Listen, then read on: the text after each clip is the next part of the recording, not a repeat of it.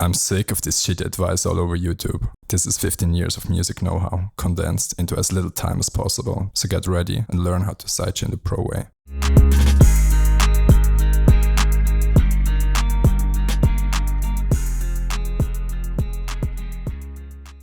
Today, we learn how to sidechain with a third-party plugin. We also take a look at some advanced features inside FL Studio.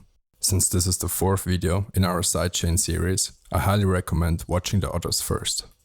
Let's dive in. First, we need our short trigger again. The routing goes like this: kick 1, bass 2, trigger 3. We send the bass to channel 4 and 5. We send the trigger as sidechain only to channel 4. Next, we need to invert the polarity of channel 4. Then add a gate that has the option to sidechain. Go to Settings, then Processing. Activate the stereo aux in option and select the trigger from the menu by right-clicking. Change the threshold on the gate to match the trigger volume. Let's discuss what we have so far. Channel 4 is our inverted signal and it perfectly cancels with the original bass once they get summed on channel 5.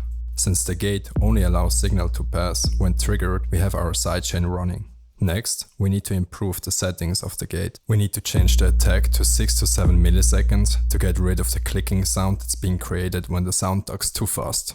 Now the oscilloscope shows an overlap between the kick and the slow ducking due to our attack timing.